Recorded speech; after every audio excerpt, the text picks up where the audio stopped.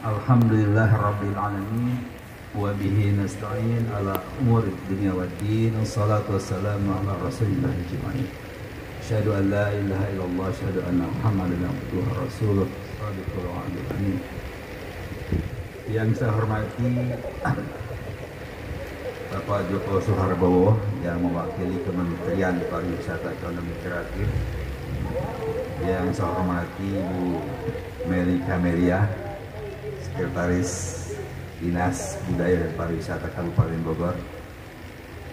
Dan yang saya hormati, saya junjung tinggi para jawara, para guru besar silat, Bapak Kiai Haji Ahmad Son Haji, Ketua Pembina Kampung Silat Jampang, anggota Majelis Tinggi Pendekar Kampung Silat Jampang, Bapak Haji Daswara Sulanjana, sekaligus mantan Camat Parung ya Pak, sekarang Camat Lewiliang, Masya Allah, Pak Muali Yahya, Pak Tatang Sukabrata. Kemudian yang juga saya hormati, saya junjung tinggi Pak Herman Budianto, narasumber kita pada acara hari ini, Ketua Umum Kampung Silat Jampang, sekaligus sebagai narasumber yang insya Allah akan memberikan wawasan kepada kita. Ajak sejoli makan es duren, campur nangka dan alpukat. Bu Meli, siap-siap ya. Bu Meli sungguh keren, dukungannya tinggi kepada silat. Ya. Masya Allah, luar biasa. Hari ini kita bergembira, bersyukur kepada Allah Subhanahu wa Ta'ala. Kita mendapat nikmat satu tradisi atau satu karakter budaya yang sangat erat kaitannya dengan bangsa kita, yaitu pencak silat. Bicara pencak silat, terutama bagi masyarakat Melayu ya, di Indonesia, dan khususnya kita di sekitar sini ya, di Bogor, di Jakarta, ini hal yang sangat sudah mendarah daging. Kita sudah biasa berteman, bergaul, berkenalan, bahkan bukan tidak mungkin kita juga ikut terlibat di dalam pencak silat.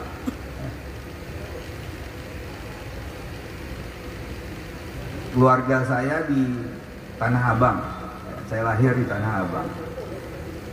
Sejak kecil saya juga sering menyaksikan, bahkan rumah saya termasuk yang dijadikan tempat untuk latihan. Tapi pengalaman-pengalaman awal saya tuh justru membuat saya agak sedikit bertanya-tanya, nanti mungkin bisa saya tanyakan kepada narasumber kita. Jadi pengalaman awal saya berkenal dengan pencak silat, kebetulan dari paman-paman saya tuh di daerah Kebon Pala, Tanah Abang. Saya masih ingat nama gurunya itu Pak Haji Ma'ruf ya. Itu beberapa kali mengundang atau dipanggil oleh paman saya untuk mengajarkan pencak silat. Tetapi pencak silatnya saya melihatnya agak dahsyat gitu ya. Sehingga saya hanya nonton saja, nggak berani ikut. Jadi lawan tuh bisa langsung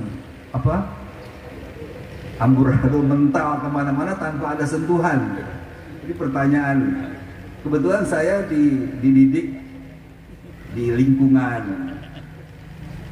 atau oleh ibu saya yang relatif lebih rasional ya, lebih mengedepankan alur berpikir.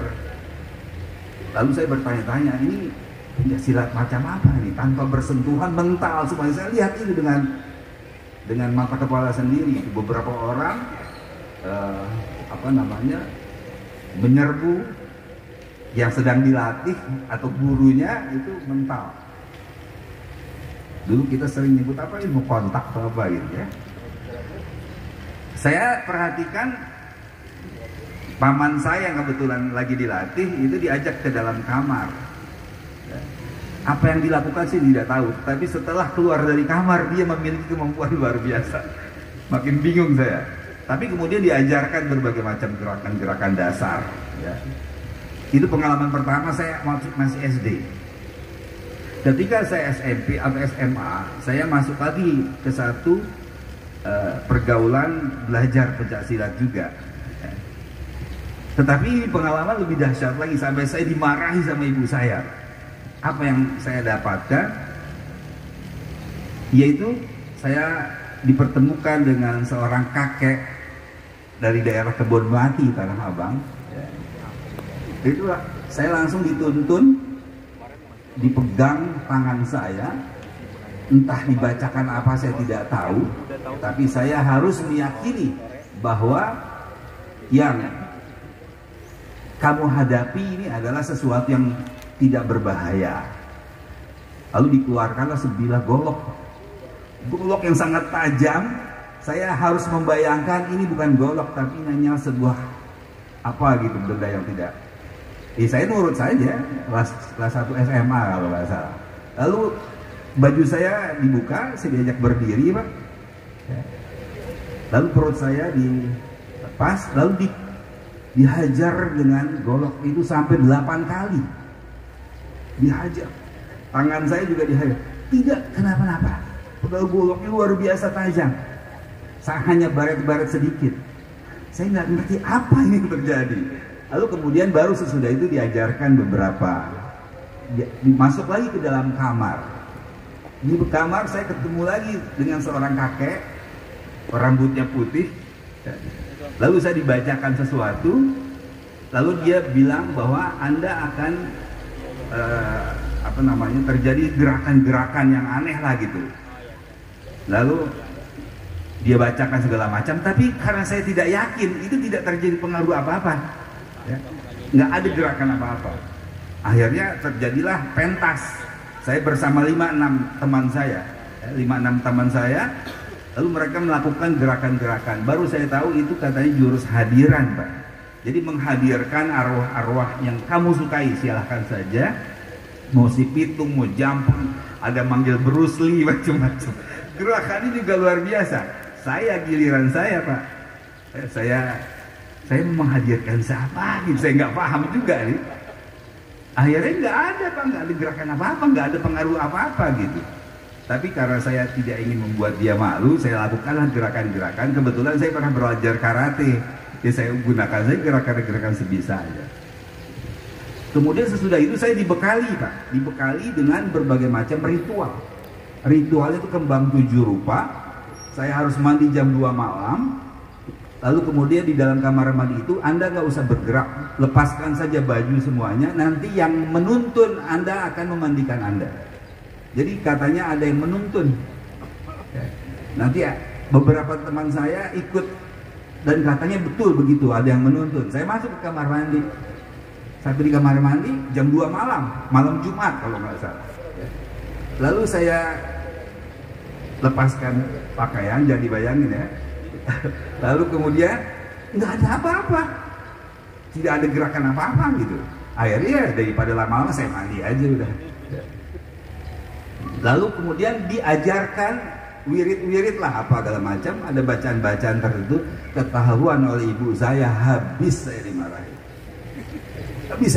Sejak saat itu saya menjaga jarak dengan segala hal yang terkait dengan pencaksilat. Mohon nanti pencerahannya. Yang saya tahu, tentu saja pencaksilat adalah warisan budaya yang sangat luar biasa hebat. Ya. Asal benar-benar yang pertama nih, yang saya ingin garis bawahi, apapun bentuk pencaksilat, apapun alirannya, apapun jurusnya, yang saya tahu adalah, atau yang saya harapkan adalah, jangan sampai mengotori dan mencemari akidah kita, agama kita. Jangan sampai mencemari akidah kita. Ini pesan yang ibu saya tuh luar biasa wanti-wanti.